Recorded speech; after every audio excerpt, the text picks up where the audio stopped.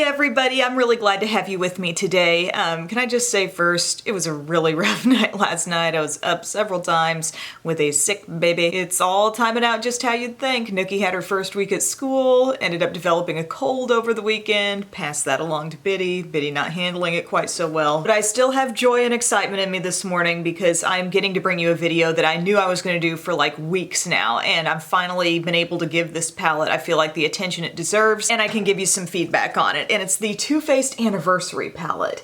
Look how big this is. Like, even though the Once, for example, is a little taller, somehow this just seems to dwarf my palette a little bit. So Too Faced is celebrating 20 years. And this palette, as soon as I saw that it was on sale on Sephora, I immediately got it. I knew when I saw sneak peeks of this, I thought, I love the idea of what they're doing here. And there's a big mirror on the inside. It's a really long palette. I feel like it could have maybe been, I don't know, squished down a little bit more, just given the excess space between shades and above and below them. But it's all good. I get it. It's like a celebratory palette. Do what you want. But here's what drove me to get it. They have the 1998 original type shades here. They said in a modern formula, so maybe they've made a few improvements, but basically kept the colors, you know, and the textures that you maybe experienced in some shadows back in that time when the brand was new. And then they've got these 2018 shades down here, which is kind of like a newer take on all of these colors from above. And it's really fun to mix them together and create different looks.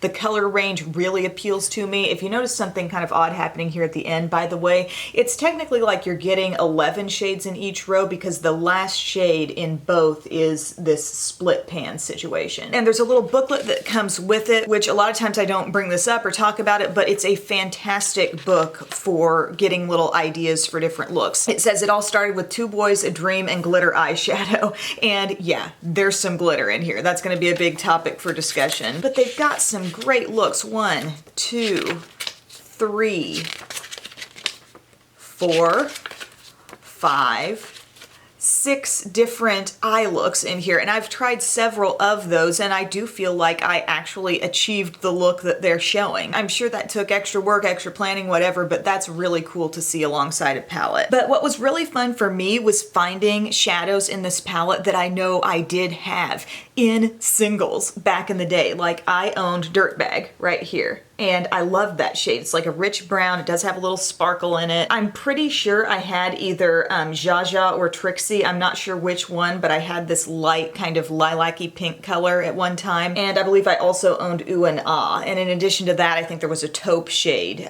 from that era that is not in this palette. But isn't that a fun idea? And isn't it great that a brand has created some shades that are iconic enough for people to remember them and identify these? Like, let me know in the comments section which one of these shades you recognize and maybe used, because I think it's a brilliant idea to bring them back and then give like a new take. You can see, I wouldn't say necessarily like a new and improved shade. I think in some cases it's an improved texture, but just, I don't know, a different shade inspired by the original. I love, love, love that idea. And regardless of what I think of this palette and some of the feedback I might give on certain shades, I think this is one of the most brilliant concepts to come into a makeup palette. So just to talk through a little bit what you're getting, there are no mattes in the top row at all. And total in the palette, there are only 3. This one right here called Gretchen, I Can't Even, and Gigi. So if that rules some of you out of even considering this palette, I mean, now you got the info. But talking about the top shades, we've got Twinkie, which is a shimmery gold. Pixie Dust is like a really, really light green. This shade does not swatch that impressively, but it is gorgeous on the eyes. It does have some glitter in it, and I'm not a big fan of that because I do think it's kind of hard to control the glitters in some of these shades, but it's absolutely beautiful, and that's a big reason why you can't just trust swatches. It's not a forearm palette, it's an eye palette. I would love to see everybody investing more time in their reviews to wear something on their eyes than spend time swatching it on their arm, because it's a different story. You know, things apply differently with brushes. This shade happens to build up gorgeously right on top of an eye primer on the eye, so I love it. Dirtbag, another shade with that little bit of sparkle glitter fleck in it, but it's a really pretty brown. Rizzo is like a smoother, more metallic brown, similar to the texture of Twinkie. Zsa, again with the glittery sparkle. With Temper Temper, now we're back to a softer metallic, non-glitter shade. Trixie, a soft lilac, really pretty color, but again with the glitter. Villain is sort of a smooth purple. It's not quite as smooth and buttery as Temper Temper or Rizzo or Twinkie, but it's a pretty tone.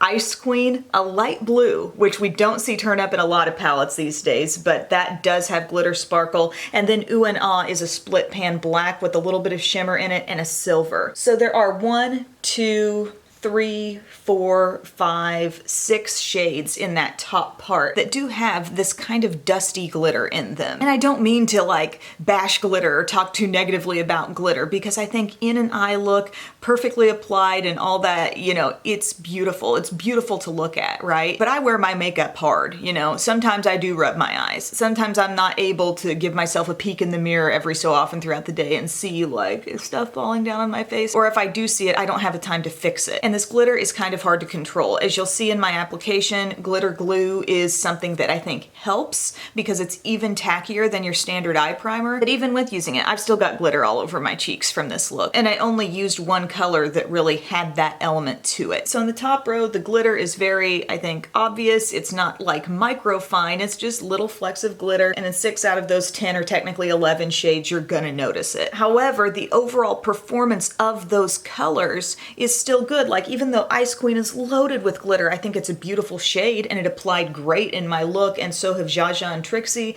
and the same deal with Pixie Dust too. So do you see how this makes me kind of torn, having to deal with the inevitable consequences of glitter, but I like how the shadows actually look. And then on the bottom, the biggest difference that I've noticed, see how metallic some of these shades look? And those shades I feel like have a micro fine sparkle to them. It's almost like they're saying, here's the way the shadows used to be, and here's how we've sort of put our twist on them and maybe improved things since that time, because Glitter Donut and Lost Boys and NSFW, Reality Star, we'll just call this one Shady B for any of the children watching, and Chill Out, you look at them and you feel like those are going to be glittery too, right? But when you swatch them, when you apply them on the eyes, you can see that it's a microfine shimmer that in these maybe newer formulations, they've managed to make it more one with the shadow instead of something that's going to drift outside the actual shadow you're applying, you know? And those shades apply best, as I think a lot of shimmers do these days. Sorry if I go back to my once palette too much here. It's just so fresh in my mind, and I think about how the shimmers in that palette apply really well on top of primers with a little bit of a sweep, a little gentle tug of the brush. And that's how so many of these shimmers in the bottom row are gonna look good too. You can certainly go pat them up to some sort of desired intensity that you have in your mind, but ultimately the gentle tug of the brush is what lays it down even better, because there's almost a creaminess in these shades, and I see that in a lot of palettes these days. So anyway, more specifically on these shades, Glitter Donut, a really foiled looking glitter.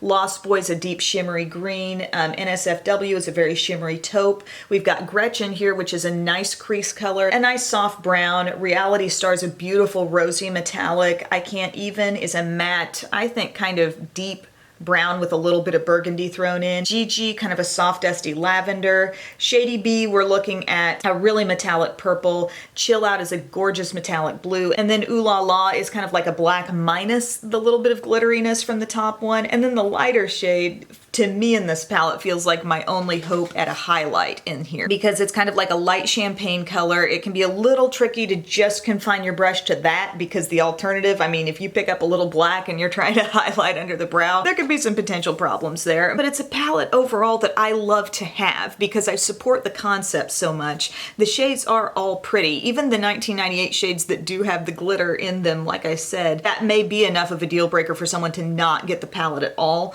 But those shades all do look really pretty on the eyes. It's just you got to find a way to, I don't know, get rid of what's going to be sitting on your cheek, perhaps immediately after application or as the day rolls on. It's gonna happen. Glitter glue is a Too Faced primer, and I do think it's useful. I'm going to walk you through my look right now, actually, that I did. Now, before I put on the primer, I used Gretchen in my crease because I wanted this real pop on the eyes, and I didn't want anything to start clinging to it right away. So Gretchen in the crease, very pretty way to set up your look. And then I smoothed my glitter glue primer all over the lids. It's still a nice smooth texture, but it just stays stickier than regular shadow insurance. And then I patted Ice Queen right there on the center of my lid, and I might be falling back in love with light blue eyeshadow. I wore it a lot in high school and have steered clear for some time, but I really like that. And I can sense that the glitter glue primer is grabbing some of that glitter right away. I think the problem comes if you need to build things up a little more and whatever you're adding isn't really sticking to anything. That's where you can run into a few issues. But then I took I Can't Even, which is this dark brown with, I think, a little burgundy, and patted that on the outer part of my lid, let it overlap with the blue. That's a really fun color combo, rich brown and the light blue. And then I took Temper, which is the 98 take on that same shade, and this comes off even more reddish, and I patted that on my inner corner and tried to kind of work these shades up into the crease as well with a little bit of blending. I took my Sigma E25 to help me out there because it's sort of a modified approach on a halo eye, I feel like, the way I'm going about this today. And then on the lower lash line, I just used a pencil brush. I just wanted it nice and soft. I used I Can't Even again on the outermost part, which is our matte from the lower row. And then going inward, I used Temper.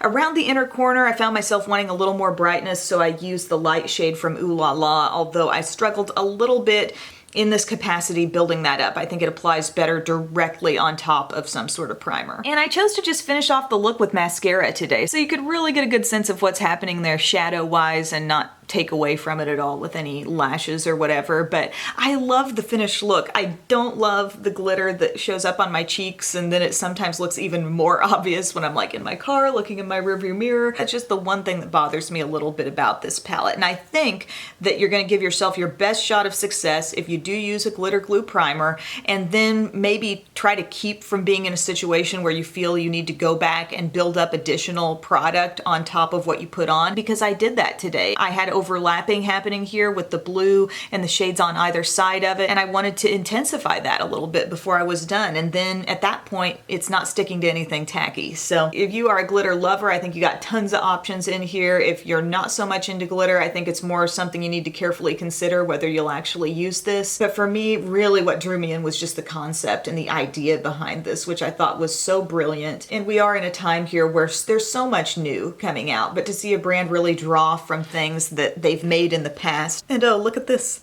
Look at this up here. But to see them kind of be re-inspired by something from the good old 90s, you know, I love that. Props to them for creating the very useful guidebook, which gives you a lot of cool ideas and several looks I may not have even thought to create before. But I have done so many looks with this that I have been impressed with. It's just the glitter that sometimes if it's included in your look, it comes back to bite you a little bit later on. So let me know what you guys think. Let me know what 90s shades you remember having or using or loving from Too Faced. Let's talk in the comments section, and I will talk to you guys very soon. Bye.